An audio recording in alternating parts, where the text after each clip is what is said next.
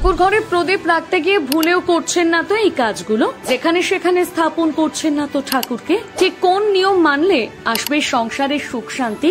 কি বলছে বাস্তুশাস্ত্র জানুন। হিন্দু ধর্মাবলম্বীদের বাড়ির মধ্যে সব থেকে গুরুত্বপূর্ণ ঘর হলো পুজোর ঘর। লক্ষ্মী, গণেশ, কার্তিক, দুর্গা, শিব, বিষ্ণু সহ বিভিন্ন দেবতাদের বসানো হয় এই ঠাকুর ঘরে। কিন্তু বুঝতে না পেরে যেখানে সেখানে স্থাপন করা হয় ঠাকুরকে। তবে এতে বাড়ির বাস্তুশাস্ত্রে প্রভাব পড়তে পারে। এই ঘরের আসবাব বা ঠাকুরের বেদি কোন দিকে রাখবেন তা নিয়ে রয়েছে বহু ধরনের টিপস। বাস্তুশাস্ত্র মতে বলা হয়, সংসারের সুখ ও শান্তি ধরে রাখতে বাস্তু মতে বিভিন্ন উপায় রয়েছে, আর তার মধ্যে অন্যতম হলো ঠাকুর ঘরের বাস্তু টিপস। বাস্তুশাস্ত্র মতে প্রতিটি দেবদেবীর মূর্তি ঠাকুরের বেদিতে যেন কয়েক ইঞ্চি দূরত্ব মেনে রাখা হয়। এতে সংসারের সংঘাত থেকে মেলে মুক্তি। প্রতিটি দেবদেবীর মূর্তি যেন লাল শালু বা কাপড়ের ওপর থাকে, তাও নিশ্চিত করা প্রয়োজন।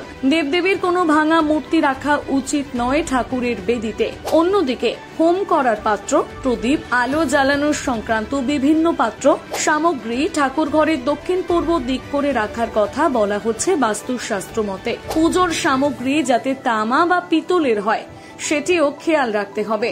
অনেকেই সুবিধা মতো ঠাকুর ঘরে যত্রতত্র প্রদীপের পাত্র সামগ্রী রেখে দেন। সেই ভুল প্রভাব পড়ে সংসারে, বলছেন বাস্তুবিদরা। সেই সঙ্গে ঠাকুর ঘরে কোনো হিংসার ছবি না রাখার পরামর্শ দিয়েছেন বাস্তুশাস্ত্রবিদরা। এছাড়াও বহু বাস্তুবিদ বলেন, ঠাকুর ঘরে যদি পূর্বপুরুষের ছবি থেকে থাকে তাহলে তা বেদির থেকে দূরে রাখা শ্রেয়। ঠাকুর ঘরের সমস্ত জানলা যদি পূর্বমুখী হয় তাহলে তা সংসারে সমৃদ্ধি বৃদ্ধি করে।